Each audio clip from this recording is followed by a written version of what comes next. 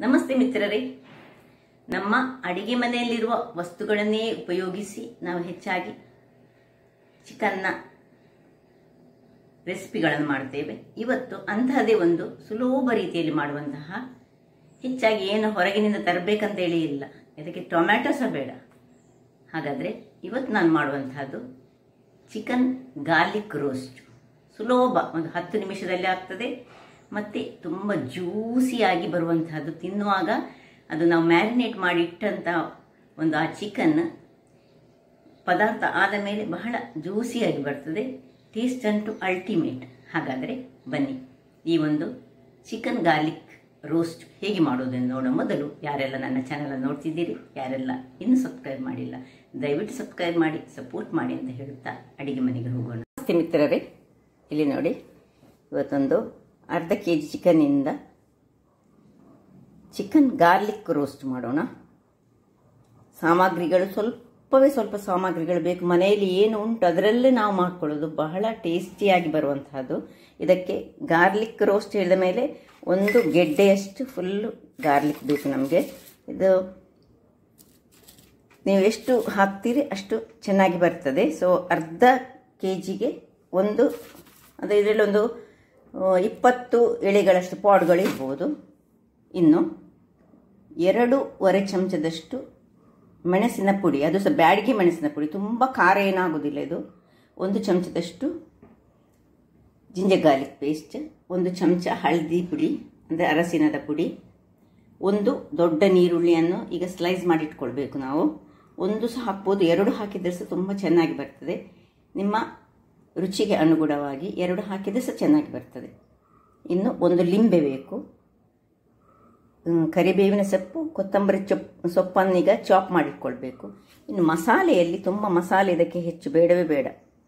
ಇಲ್ಲಿ 1 ಸ್ಪೂನ್ನಷ್ಟು ಕರಿಮೆಣಸು ಬೇಕು, 1.5 ಸ್ಪೂನ್ನಷ್ಟು ಕೊತ್ತಂಬರಿಯ ಬೀಜ, 1 ಚಮಚದಷ್ಟು ಜೀರ, 1 ತುಂಡು ಕೆತ್ತೆ, 3 ಲವಂಗಗಳು ಮತ್ತು 2 ಈ ಕಾಡಮಮ್ ಏಲಕ್ಕಿ ಬೇಕು. ಇಷ್ಟು. ಈಗ ಇದನ್ನು ಮ್ಯಾರಿನೇಟ್ ಮಾಡೋಣ. ಮ್ಯಾರಿನೇಟ್ ಮಾಡಲಿಕ್ಕೆ ಏನೆಲ್ಲ ಹಾಕಿ ಮ್ಯಾರಿನೇಟ್ ಮಾಡಿ 15 ನಿಮಿಷ ಇಡಬೇಕಂತ ತೋರಿಸ್ಕೊಡ್ತೇನೆ ಮಿತ್ರರೇ. ಇಲ್ಲಿ ನೋಡಿ, ಕ್ಲೀನ್ ಮಾಡಿದಂತಹ ಚಿಕನ್ನಿಗೆ ಮೊದಲಿಗೆ ಸ್ವಲ್ಪ ಉಪ್ಪನ್ನು ಹಾಕ್ಕೊಳ್ತಿದ್ದೇನೆ.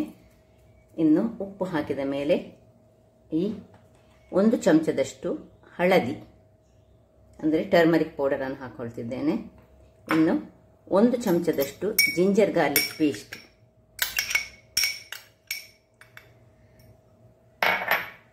ಅದೇ ಇದರಲ್ಲಿ ಒಂದು ಅರ್ಧ ಚಮಚದಷ್ಟು ಈ ಬ್ಯಾಡಗಿಯ ಮೆಣಸಿನ ಪುಡಿ. ಇಷ್ಟನ್ನು ನಾವು ಕೈಯಲ್ಲೇ ಮ್ಯಾರಿನೇಟ್ ಮಾಡಿಕೊಳ್ಳೋಣ, ಮಿಕ್ಸ್ ಮಾಡಿಕೊಳ್ಳೋಣ. ಇದನ್ನು ಮತ್ತೀಗ ಮ್ಯಾರಿನೇಟ್ ಆಗಲಿಕ್ಕೆ ನಾವು ಇಟ್ಕೊಳ್ಳಿಕ್ಕೆ ಉಂಟು.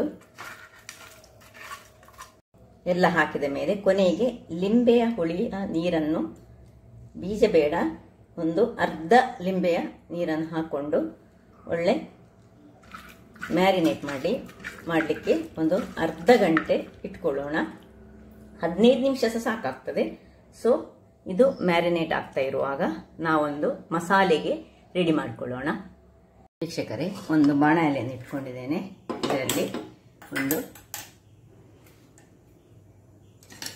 ಗ್ಯಾಸ್ ಉರಿಸಿದ್ದೇನೆ. ಇದು ಬಿಸಿ ಆಗುವಾಗ ಕೇವಲ ಕೆಲವನ್ನು ಮಾತ್ರ ನಾವೀಗ ಇದರಲ್ಲಿ ಫ್ರೈ ಮಾಡಿಕೊಳ್ಳೋದು. ನೋಡಿ, ಸುರಿಗೆ ಈ ಕೊತ್ತಂಬರಿ ಬೀಜ, ಕರಿಮೆಣಸು ಮತ್ತು ಸಾಸಿವೆ, ಮತ್ತು ಕೊನೆಗೆ ನಾವು ಈ ಗರಂ ಮಸಾಲೆಯಲ್ಲಿ ಕೆತ್ತೆ, ಲವಂಗ ಮತ್ತು ಇದನ್ನು ಮತ್ತೆ ಒಂದು ಸ್ವಲ್ಪ ಅದು ರೋಸ್ಟ್ ಆದ ಮೇಲೆ ಹಾಕೊಳ್ಳೋಣ. ಸಣ್ಣ ಉರಿಯಲ್ಲಿ ರೋಸ್ಟ್ ಮಾಡಿಕೊಳ್ಬೇಕು. ಇಷ್ಟೇ, ಇದಕ್ಕೆ ಇನ್ನು ಬೇರೆ ಮಸಾಲೆ ಹೆಚ್ಚು ಹಾಕಲಿಕ್ಕಿಲ್ಲ. ಮತ್ತು ಮೆಣಸಿನ ಪುಡಿ, ಅದು ಸಹ ಬ್ಯಾಡಗಿ ಮೆಣಸಿನ ಪುಡಿ. ಸ್ವಲ್ಪ ರೋಸ್ಟ್ ಆಗುವಾಗ ಏಲಕ್ಕಿ, ಲವಂಗ ಹಾಗೂ ಕೆತ್ತೆ, ಸಿನೆಮನ್ ಇಷ್ಟನ್ನು ಹಾಕ್ಕೊಂಡು ಸ್ವಲ್ಪ ಇದು ರೋಸ್ಟ್ ಆಗಲಿ ಸಾಕು. ಇಷ್ಟು ರೋಸ್ಟ್ ಆಗುವಾಗ ಇದನ್ನು ಆಫ್ ಮಾಡಿಕೊಳ್ಳೋಣ. ಮಸಾಲೆ ತಣ್ಣಗಾಗಿದೆ. ಈಗ ಈ ಮಸಾಲೆಯನ್ನು ಒಂದು ಮಿಕ್ಸಿ ಜಾರ್ನೊಳಗೆ ಹಾಕೊಳ್ಳೋಣ.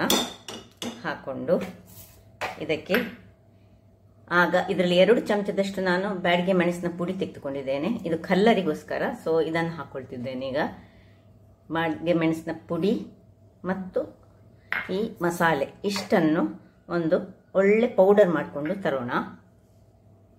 ವೀಕ್ಷಕರೇ, ಇಲ್ಲಿ ನೋಡಿ, ಸಾಧಾರಣ ಹದ ಒಳ್ಳೆ ಪೌಡರ್ ಆಯಿತು. ಈಗ ಇನ್ನು ಈ ಒಂದು 20 ಪಾಡ್ನಷ್ಟು ಸಣ್ಣ ಸಣ್ಣದಾದ 20 ಹಾಕಿ, ದೊಡ್ಡದಿದ್ರೆ ಒಂದು 12ರಿಂದ 13 ಸಾಕು. ನಾವು ಬೆಳ್ಳುಳ್ಳಿಯನ್ನು ಇದರಲ್ಲಿ ಹಾಕೊಂಡು ಕೋಸ್ಟ್ಲಿ ನಾವು ಗ್ರೈಂಡ್ ಮಾಡ್ಕೊಳ್ಬೇಕೀಗ. ಸ್ವಲ್ಪ ಗ್ರೈಂಡ್ ಮಾಡಿ ತರ್ತೇನೆ ನಾನು. ನೋಡಿ ವೀಕ್ಷಕರೇ, ಇಲ್ಲಿ ನೋಡಿ, ಈ ರೀತಿ ಗ್ರೈಂಡ್ ಆಗಿ ಬರಬೇಕು ನಮ್ದು. ನೋಡಿ, ಈ ರೀತಿಯಾಗಿ ಬಂತು. ಈ ಒಂದು ಬೆಳ್ಳುಳ್ಳಿಯನ್ನು ನಾನು ಏನು ಮಾಡಿದ್ದೇನೆ ಹೇಳಿದರೆ, ಅದರ ಮೇಲಿನ ಸಿಪ್ಪೆ ತೆಗೆದು ಪಾಡಿನಲ್ಲಿರುವ ಸಿಪ್ಪೆಗಳನ್ನು ತೆಗಿಲಿಲ್ಲ, ಖಾಲಿ ಆ ಸಿಪ್ಪೆಗಳನ್ನು ಇಟ್ಟೇ ಗ್ರೈಂಡ್ ಮಾಡಿದಂಥದ್ದು. ಈ ಗಾರ್ಲಿಕ್ ರೋಸ್ಟಲ್ಲಿ ಹಾಗೆ ಇಟ್ಟುಕೊಂಡು ಮಾಡಿದರೆ ಬಹಳ ಅದರದ್ದು ಈ ಫೈಬರ್ ಅಂಶ ಸಹ ನಮಗೆ ಸಿಗ್ತದೆ ಗಾರ್ಲಿಕ್ ಇದು. ಸೊ ಈಗ ಇದನ್ನು ಸೈಡಲ್ಲಿ ಇಟ್ಕೊಂಡು ನಾವು, ವೀಕ್ಷಕರೇ, ಇಲ್ಲೊಂದು ಮಣ್ಣಿನ ಮಡಿಕೆಯನ್ನು ನಾನು ಇಟ್ಟುಕೊಂಡಿದ್ದೇನೆ. ಗ್ಯಾಸ್ ಉರಿಸಿದೆ.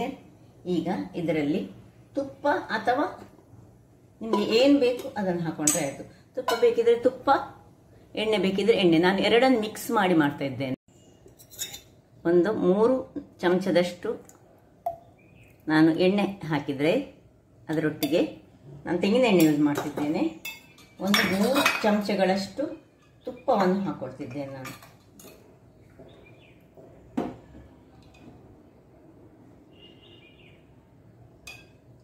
ಸಾಕು. ಇನ್ನು ಮತ್ತೆ ಏನು ಎಣ್ಣೆ ತುಪ್ಪ ಯಾವುದು ಹಾಕೊಳ್ಳಿಕ್ಕೆ ಇಲ್ಲ. ಇಷ್ಟಾದ ಮೇಲೆ ಈಗ ಅದು ಬಿಸಿ ಆಗುವಾಗ ನಾವು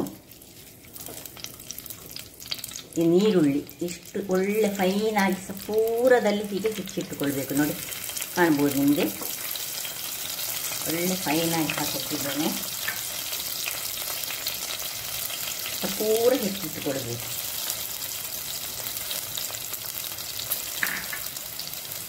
ಒಂದು 2 ನೀರುಳ್ಳಿ ಇದ್ದರೆ ತುಂಬ ಒಳ್ಳೆಯದಾಗ್ತದೆ. ಇದಕ್ಕೆ ಬೇರೆ ಹೆಚ್ಚಿನ ಬೇರೆ ಏನು ವಸ್ತುಗಳನ್ನು ಹಾಕಲಿಕ್ಕಿದೆ, ನಾನು ತೋರಿಸಿದಷ್ಟು ಮಾತ್ರ. ಒಂದು ರುಚಿಕರವಾದ ಗಾರ್ಲಿಕ್ ಗೀ ರೋಸ್ಟ್ ರೆಡಿ ಆಗ್ತಾ ಉಂಟು. ಗೀ ರೋಸ್ಟ್ ಅಂತ ಹೇಳೋದಿಲ್ಲ, ಗಾರ್ಲಿಕ್ ಚಿಕನ್ ರೋಸ್ಟ್ ಇದು. ನಾನು ಗೀ ಹಾಕ್ಕೊಂಡ, ನಿಮಗೆ ಗೀ ಬೇಡದಿದ್ದರೆ ಗೀಯನ್ನು ಸ್ಕಿಪ್ ಮಾಡ್ಕೊಳ್ಬೋದು. ನೋಡಿ, ಇದು ಒಳ್ಳೆ ಗೋಲ್ಡನ್ ಬ್ರೌನ್ ಆಗೋವರೆಗೆ ಹುರಿಯೋಣ. ಇನ್ ಬಿಟ್ವೀನ್ ಬೇಕಿದ್ರೆ ನಾವು ಸ್ವಲ್ಪ ಒಗ್ಗರಣೆ ಸೊಪ್ಪನ್ನು ಸಹ ಇದರಲ್ಲಿ ಹಾಕ್ಕೊಳ್ಬೋದು, ಕರಿ ಲೀವ್ಸ್ ಮತ್ತು ಒಗ್ಗರಣೆ ಸೊಪ್ಪು. ಈಗ ನಾನು ಖಾಲಿ ಹೀಗೆ ಇದನ್ನು ಗೋಲ್ಡನ್ ಬ್ರೌನ್ ಆಗೋ ತನಕ ಫ್ರೈ ಮಾಡ್ಕೊಳ್ತೇನೆ. ವೀಕ್ಷಕರೇ ನೋಡಿ, ಗೋಲ್ಡನ್ ಬ್ರೌನಿಗೆ ರೆಡಿ ಆಗ್ತಾ ಬಂತು. ಈಗ ಸ್ವಲ್ಪ ನಾವು ಈ ಕರಿ ಲೀವ್ಸು, ಇದು ಆಪ್ಷನಲ್, ಬೇಕಿದ್ರೆ ಹಾಕ್ಕೊಳ್ಬೋದು. ಸ್ವಲ್ಪ ಕರಿ ಲೀವ್ಸ್ ಪ್ಲಸ್ ಈ ಒಂದು ಕೊತ್ತಂಬರಿ ಸೊಪ್ಪನ್ನು ಹಾಕೊಳ್ತಿದ್ದೆ ನಾನು.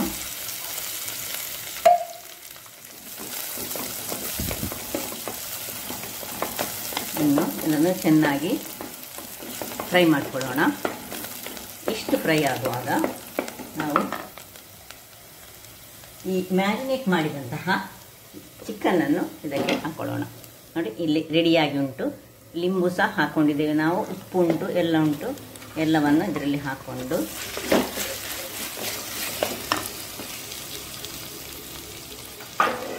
ಚೆನ್ನಾಗಿ ತಿರುಗಿಸ್ಕೊಳ್ಳೋಣ. ಈಗ ಉರಿ ಸ್ವಲ್ಪ ದೊಡ್ಡದಿರಲಿ.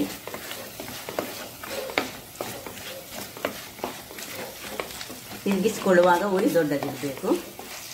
ಒಳ್ಳೆ ಇದರಲ್ಲಿ ಫ್ರೈ ಆಗಲಿ ಅದು.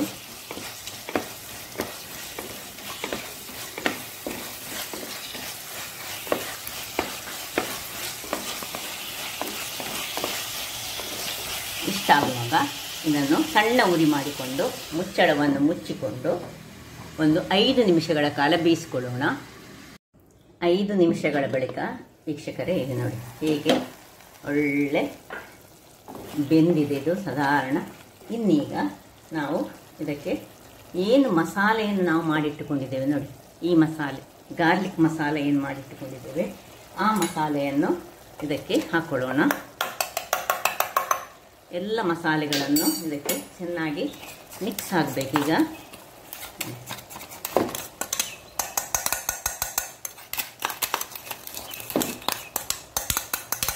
ಹಾಕ್ಕೊಂಡು ಒಳ್ಳೆ ಮಿಕ್ಸ್ ಕೊಡೋಣ. ಇದಕ್ಕೆ ಏನು ನಾವು ಇದಕ್ಕೆ ನೀರು ಹಾಕ್ಕೊಳ್ಳಿಲ್ಲ, ಇದು ಎಲ್ಲ ಚಿಕನ್ನಲ್ಲಿ ಬಂದಂತಹ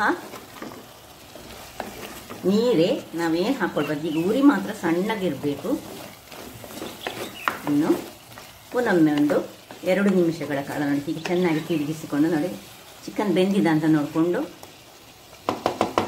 ಇನ್ನೊಂದು 3 ನಿಮಿಷಗಳ ಕಾಲ ಇದರಲ್ಲಿ ಮುಚ್ಚಿಟ್ಟುಕೊಂಡು ಬೇಯಿಸ್ಕೊಳ್ಳೋಣ. ಮಿತ್ರರೇ ನೋಡಿ ಒಂದು 2 ನಿಮಿಷದ ನಂತರ ಪುನೊಮ್ಮೆ ಇದನ್ನು ತೆಗೆದುಕೊಂಡು ಇದಕ್ಕೆ ನಾವು ಒಂದು 2 ಎಳೆಗಳಷ್ಟು ಕರಿ ಲೀವ್ಸ್ ಹಾಕೊಳ್ಳೋಣ. ಈಗ ನಾನು ಸೌಟನ್ನು ಚೇಂಜ್ ಮಾಡ್ಕೊಳ್ತೇನೆ ನೋಡಿ. ಏನು ನೀರಿನ ಅಂಶ ಇರಬಾರ್ದು, ಹೇಗೆ ಬಂತು ನೋಡಿ. ಇನ್ನು ಕೊನೆಯದಾಗಿ ಎಷ್ಟು ಕೊತ್ತಂಬರಿ ಸೊಪ್ಪು ಬೇಕು ಅಷ್ಟು ಕೊತ್ತಂಬರಿ ಸೊಪ್ಪನ್ನು ಹಾಕ್ಕೊಂಡು ಆಯಿತು, ರೆಡಿ ಆಯಿತು. ಏನು ಸುಲಭ ರೀತಿಯಲ್ಲಿ ಮಾಡುವಂತಹ ಒಂದು ಚಿಕನ್ ಗಾರ್ಲಿಕ್ ರೋಸ್ಟ್ ರೆಡಿ ಆಯಿತು ನೋಡಿ. ಇನ್ನೂ ಸಹ ಚೂರು ಬೇಕಿದ್ದರೆ 1 ನಿಮಿಷಗಳ ಕಾಲ ಹೀಗೆ ಓಪನಲ್ಲಿ ನಾವು ಇದನ್ನು ಒಂಚೂರು ದೊಡ್ಡ ಉರಿಯಲ್ಲಿ ನಾನು ಇಟ್ಕೊಳ್ತೇನೆ. ಈಗ ನೋಡಿ ಏನು ಚೆನ್ನಾಗಿ ಬಂತು ನೋಡಿ. ಇದು ಕೊನೆಯದಾಗಿ ಲಿಂಬೆಯ ರಸವನ್ನು ಹಿಂಡಿಕೊಳ್ಳೋಣ. ಆಗ 1 ಚಮಚದಷ್ಟು ಹಿಂಡಿದ್ದೇವೆ. ಈಗ ಸ್ವಲ್ಪ ಅರ್ಧ ಚಮಚದಷ್ಟು ಹಿಂಡಿದರೆ ಸಾಕು. ಇದಂದರೆ 1/2 kg ಆದ್ದರಿಂದಾಗಿ ಇನ್ನು ನೋಡಿ ಏನು ಚೆನ್ನಾಗಿ ಬಂತು. ಇನ್ನು ಕೊತ್ತಂಬರಿ ಸೊಪ್ಪನ್ನು ಹಾಕ್ಕೊಳ್ಳೋದು, ಗ್ಯಾಸ್ ಆಫ್ ಮಾಡ್ಕೊಳ್ಳೋದು ನೋಡಿ. ಎಷ್ಟು ಚೆನ್ನಾಗಿ ಬಂದಿದೆ ಹೇಳಿದರೆ ನಿಮಗೆ ಕಾಣ್ಬೋದು ನೋಡಿ. ಸೂಪರ್ ಆಗಿ ಬಂದಂತಹ ರೋಸ್ಟ್. ಇನ್ನೂ ಸಹ ಬೇಕಿದೆ ನಿಮಗೆ ಡ್ರೈ ಮಾಡಬೇಕಿದ್ರೆ ಡ್ರೈ ಮಾಡ್ಕೊಳ್ಬೋದು. ನಾನು ಚೂರು ಸ್ವಲ್ಪ ನನಗೆ ಗ್ರೇವಿ ಟೈಪ್ ಬೇಕು ಹೇಳಿ ಇಟ್ಕೊಂಡಿದ್ದೇನೆ ನೋಡಿ ಹೇಗೆ ಬಂದಿದೆ ನೋಡಿ. ಏನು ಇದರದ್ದು ಪರಿಮಳ ಅಂತೂ ಸೂಪರ್ಬ್ ಆಗಿ ಉಂಟು. ಹಾಗಾದರೆ ನೋಡಿದ್ರಲ್ಲ ವೀಕ್ಷಕರೇ, ನೋಡಿ ಇದನ್ನೀಗ ನಾನು ನಿಮಗೆ ಸರ್ವ್ ಮಾಡಿಕೊಡ್ತೇನೆ, ತೋರಿಸ್ಕೊಡ್ತೇನೆ. ಒಂದು ಬಾಳೆ ಎಲೆಯಲ್ಲಿ ಹಾಕಿದರೆ ಅದರದೊಂದು ಟೇಸ್ಟೇ ಒಂದು ಬೇರೆ. ಇಲ್ಲಿ ನೋಡಿ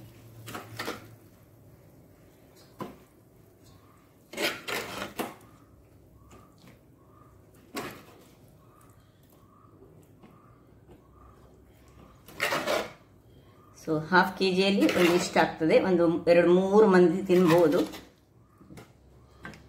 ಬಹಳ ಟೇಸ್ಟಿಯಾದ ಈ ಒಂದು ಚಿಕನ್ ಗಾರ್ಲಿಕ್ ರೋಸ್ಟ್ ಹೇಗೆ ಮಾಡೋದೆಂದು ತೋರಿಸಿಕೊಟ್ಟಿದ್ದೇನೆ.